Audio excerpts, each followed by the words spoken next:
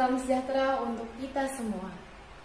Yang terhormat Bapak Dr. Furqonul Aziz MPD dan rekan-rekan yang saya banggakan, terima kasih atas kesempatan pada kali ini untuk saya bisa membacakan sebuah materi yaitu difusi.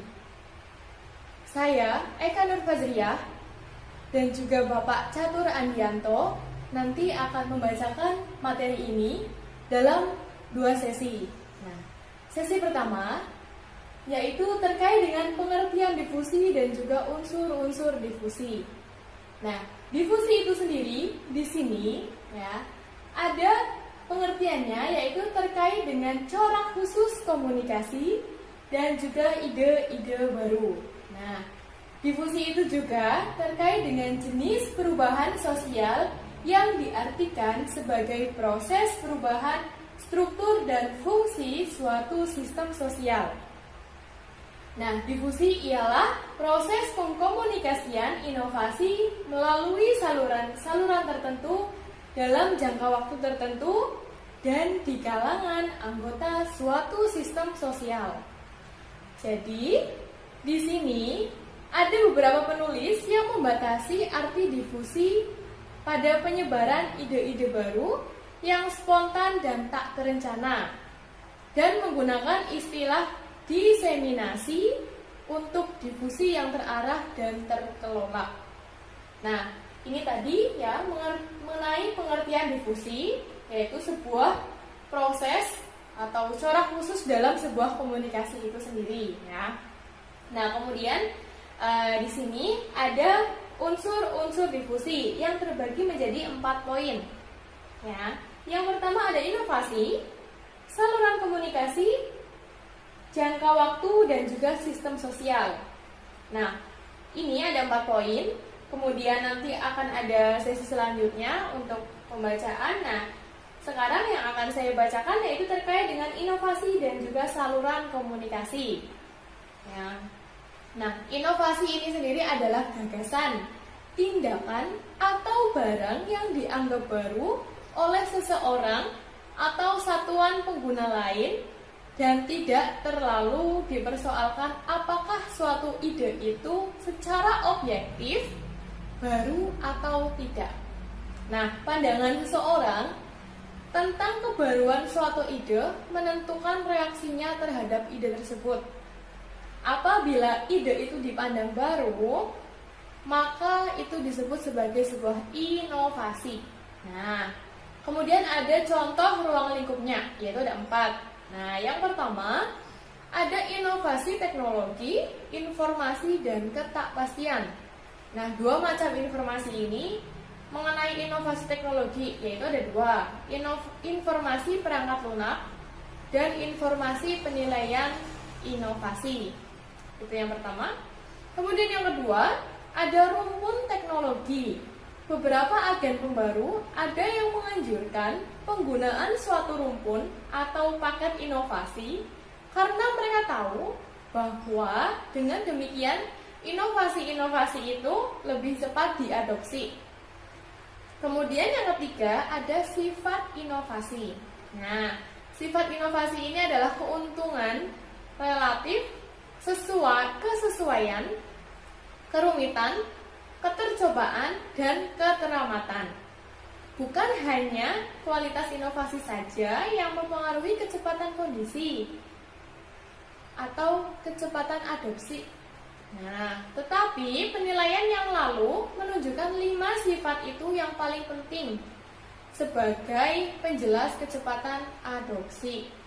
Nah, kemudian yang keempat atau yang terakhir dalam inovasi ini, reinvensi. Reinvensi ini sendiri adalah sejauh mana suatu inovasi itu diubah oleh seseorang pemakai dalam proses pengabdosian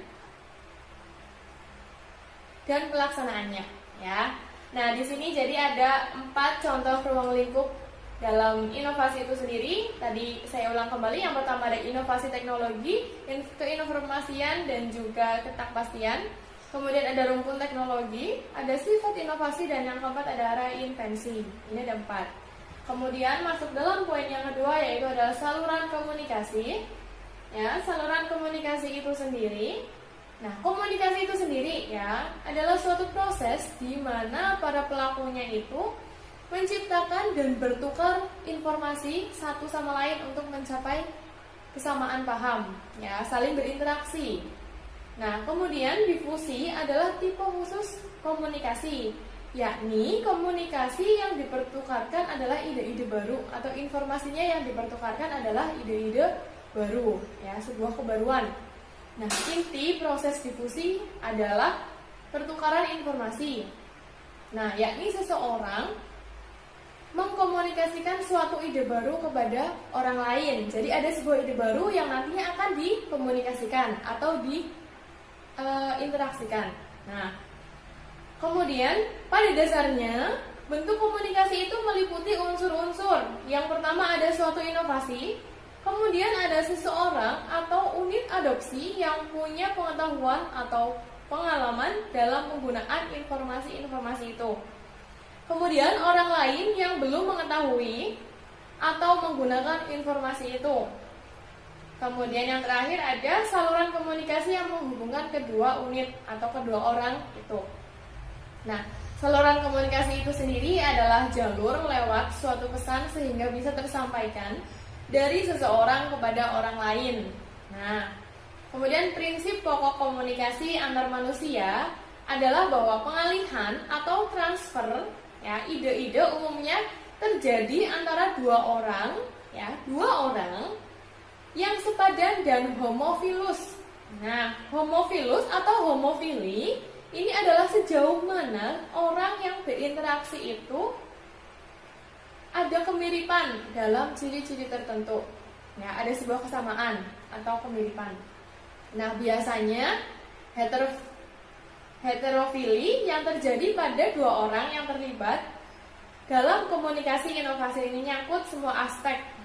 Karena pengetahuan dan pengalaman tentang inovasi tersebut berkaitan erat dengan status sosial, pendidikan, dan sebagainya. Ya, ini tadi ada dua unsur difusi, ya, ada inovasi dan saluran komunikasi. Kemudian untuk sesi kedua yang akan disampaikan oleh Bapak Catur Andianto, yaitu terkait dengan jangka waktu dan sistem sosial. Kepada Bapak Catur Andianto, disilakan. Terima kasih atas kesempatan yang diberikan kepada saya untuk melanjutkan materi yang telah disampaikan sebelumnya oleh Mbak Eka Nur Fajriah. Perkenalkan, nama saya Catur Andianto dengan NIM 192010409. Di sini saya akan melanjutkan materi tentang unsur-unsur difusi dalam mata kuliah Inovasi Pendidikan. Unsur-unsur difusi ada 4. Yang pertama inovasi, yang kedua saluran komunikasi, yang ketiga jangka waktu, dan yang keempat sistem sosial. Untuk unsur yang pertama dan kedua sudah dijelaskan sebelumnya, sehingga di sini saya akan menyampaikan unsur yang ketiga dan keempat, yaitu jangka waktu dan sistem sosial. Mari kita masuk unsur yang ketiga, yaitu jangka waktu. Di sini kita akan mempelajari pentingnya waktu itu sendiri. Jadi waktu merupakan unsur penting dalam proses difusi. Waktu merupakan aspek penting dalam proses komunikasi, tetapi kebanyakan penelitian komunikasi yang bukan difusi tidak memasukkannya secara eksplisit. Kemudian memasukkan waktu sebagai variabel di sini, maksudnya pemasukan waktu sebagai suatu variabel dalam penelitian difusi merupakan salah satu kekuatan. Sedangkan berkenaan dengan dimensi waktu, ini dimensi waktu masuk ke dalam bahasan difusi. Hal ini juga akan berkenaan dengan proses keputusan inovasi, keinovatifan, dan kecepatan adopsi. Untuk proses keputusan inovasi, ini adalah suatu proses yang dijalani seorang atau unit adopsi lain, mulai dari pertama kali tahu inovasi kemudian menyikapi, mengambil keputusan untuk memakai atau menolaknya, dan melaksanakan penggunaan ide baru itu. Di sini ada 5 tahap pokok dalam proses keputusan inovasi. Ada tahap pengenalan, ada tahap persuasi, ada tahap keputusan, ada pelaksanaan, dan yang terakhir konfirmasi. Pengenalan itu terjadi ketika seorang dihadapkan pada adanya inovasi dan memahami bagaimana inovasi itu berfungsi. Kemudian persuasi di sini terjadi ketika seseorang menyikapi inovasi, berkenan atau tidak berkenan. Sedangkan keputusan terjadi ketika seseorang terlibat dalam kegiatan yang mengarah pada pemilihan untuk menerima atau menolak inovasi. Yang keempat adalah pelaksanaan atau implementasi, berlangsung ketika seseorang menerapkan penggunaan inovasi dalam kehidupannya sehari-hari. Dan yang kelima adalah tahap konfirmasi. Itu terjadi ketika seseorang mencari penguatan terhadap keputusan inovasi yang dibuat, yang mungkin dapat diubah keputusannya bila berhadapan dengan pesan negatif tentang inovasi. Selanjutnya kita membahas masalah keinovatifan. Keinovatifan adalah sejauh mana seseorang atau unit adopsi relatif lebih awal atau akhir mengadopsi ide-ide baru dibanding anggota sistem sosial lainnya. Jadi, bila seseorang termasuk kategori mayoritas akhir, maka seperti kebanyakan orang yang berada pada kategori ini, dia cenderung lebih status sosialnya lebih rendah, tidak banyak menerpa media massa, dan memperoleh ide-ide baru dari teman-temannya melalui saluran pribadi. Kemudian kategori pengguna. Di sini adalah pengkategorian anggota suatu sistem sosial berdasarkan keinovatifannya. Di sini dibagi ada 5, yaitu inovator, pemuka, mayoritas awal, mayoritas akhir, dan kolot. Jadi inovator di sini maksudnya inovator di sini adalah pencari informasi, ide-ide baru yang aktif, yang sering bertatap dengan media massa. Jaringan komunikasi antar pribadinya itu biasanya sangat luas dan dapat mengatasi ketakpastian mengenai informasi inovasi yang jauh lebih baik daripada kelompok pengguna lainnya. Jadi pengukuran keinovatifan dan pengklasifikasian anggota sistem sosial ke dalam kategori pengguna itu didasarkan pada waktu relatif pengadopsian suatu inovasi. Kemudian yang terakhir adalah kecepatan adopsi. Adalah kecepatan relatif pengadopsian suatu inovasi oleh suatu sistem sosial. Jadi bila jumlah orang yang mengadopsi inovasi digrafikkan secara kumulatif berdasarkan waktu pengadopsiannya, itu hasilnya adalah seperti kurva gunung es. Pada awalnya hanya sedikit orang atau inovator yang mengadopsi. Kemudian kurva difusi mulai menanjak, bertambah banyak orang yang mengadopsi, kemudian lintasan kecepatan adopsi mulai mendatar. Akhirnya kurva membentuk bentuk es, mencapai asimptotnya dan berakhir proses difusi. Itulah penjelasan tentang unsur difusi jangka waktu.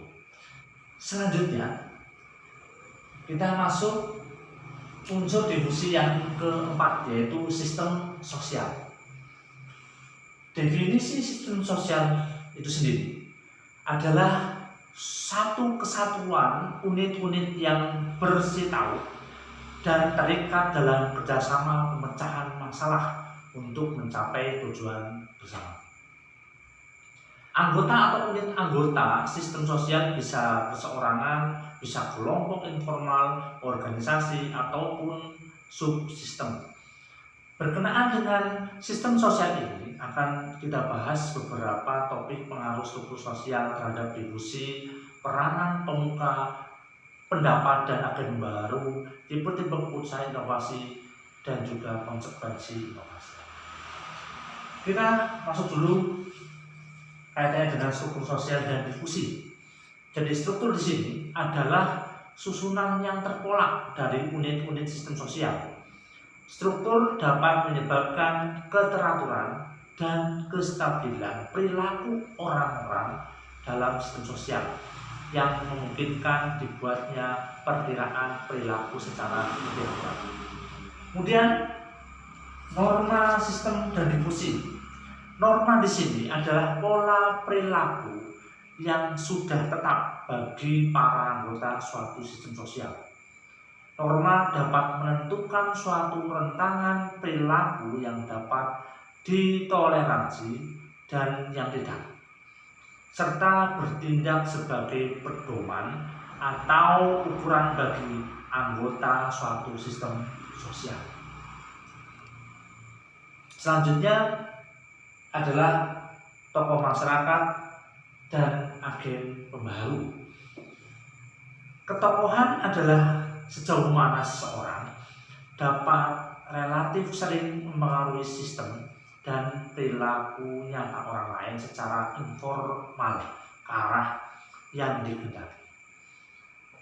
Jadi tokoh masyarakat bila dibandingkan dengan para pengikutnya, ternyata mereka itu lebih kosmopolit, lebih dalam banyak berkomunikasi, lebih banyak dengan dunia luar, status sosialnya pun agak lebih tinggi dan lebih inovatif. Kemudian tokoh masyarakat itu sendiri adalah anggota masyarakat di mana mereka menggunakan pengaruhnya. Kadang-kadang orang-orang yang punya pengaruh ini adalah para profesional yang mewakili lembaga pembaharuan dari luar sistem. Kemudian agen baru.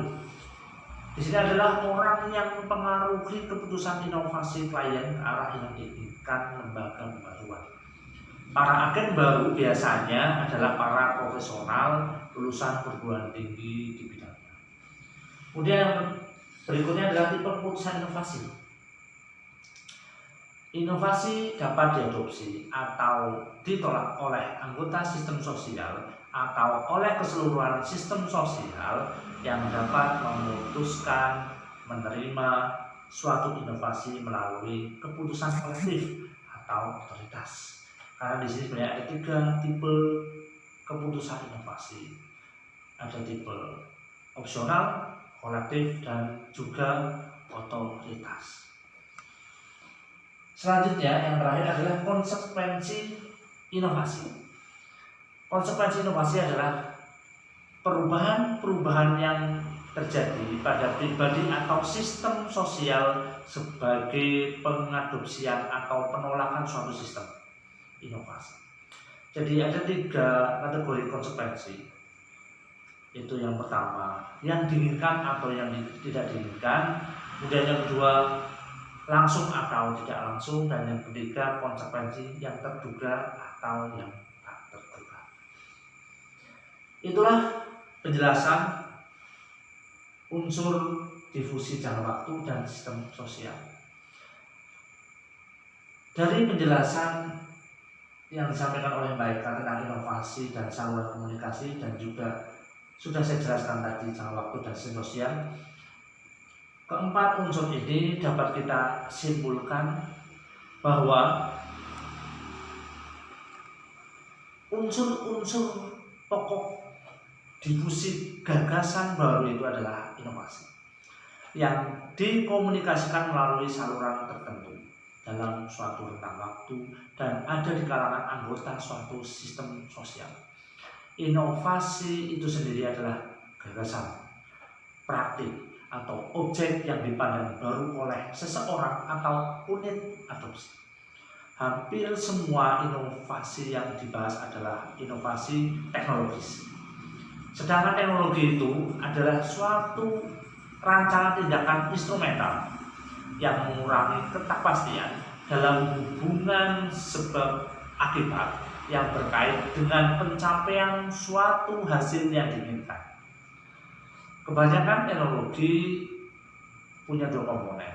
Yang pertama perangkat keras dan yang kedua adalah perangkat lunak. Informasi perangkat lunak yang melekat pada suatu teknologi bertindak mengurangi ketakpastian yang berkait dengan hubungan sebab akibat berkenaan dengan pencapaian suatu hasil yang diinginkan. Akan tetapi, suatu inovasi teknologi juga menciptakan suatu ketakpastian yang lain, yang di sini kebaruannya karena bagi seorang itu, dan ini mendorong seseorang untuk mencari informasi untuk mengevaluasi gagasan baru itu, dan biasa dinamakan sebagai informasi penilaian. Ini membawa pada pengurangan ketakpastian mengenai konsekuensi-konsekuensi yang diharapkan dari inovasi. Jadi itulah yang dapat kami jelaskan kaitannya dengan unsur-unsur diskusi, baik yang pertama dan kedua yang telah disampaikan oleh mereka maupun yang ketiga dan keempat yang telah saya sampaikan tadi. Semoga dapat bermanfaat, dan apabila kami dalam menyampaikan ada kesalahan, kami mohon maaf yang sebesar-besarnya. Terima kasih dan kami akhiri sekian. Wassalamualaikum warahmatullahi wabarakatuh.